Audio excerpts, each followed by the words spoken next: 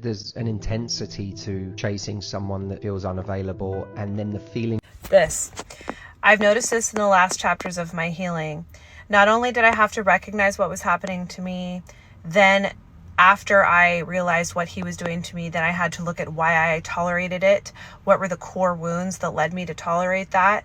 What made me feel like that was normal? And I think the last vestiges of my healing journey are to see the patterns that I perpetuated throughout my whole life unknowingly because they felt safe to me. And this right here, the push and pull, the runner chaser, the accepting breadcrumbs, were my MO. That was the way I was raised. It was the way I always felt love. And so therefore it felt safe to me. And to a certain extent, I was recreating that in all of my relationships, because if I didn't have that excitement and that fight or flight, to be honest, then I felt bored. I felt unsettled. I felt uncomfortable. I'm actually questioning if maybe that was why I felt so unsettled in my long marriage. I'm being totally honest here. I'm looking at all the ways that I sabotaged myself in relationships because I chose people that were emotionally unavailable and that were unwilling to give me safety, that were unwilling to give me consistency. It's funny because when I pine and when I reminisce on the good times in my last relationship, they were good because I was at the bottom of the bottom and he gave me the breadcrumb. And it was the excitement and the rush of feeling wanted again, of feeling chosen again, after feeling discarded, after being abandoned. He would come back, and those were so few.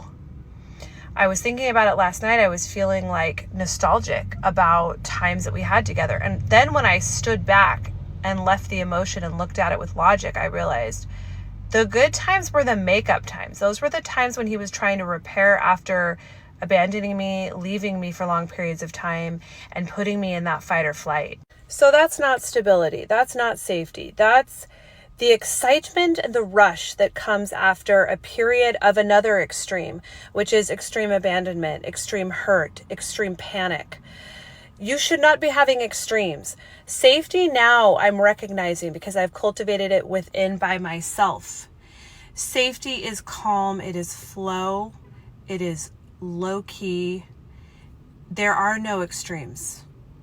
I don't allow extremes anymore. If people try to bring chaos to me, which I have noticed happens, I have people in my family which have the same generational trauma as me, that I had an experience just recently where this family member tried to bring this chaos to me that she was so used to having. And I was very centered the entire time we were together.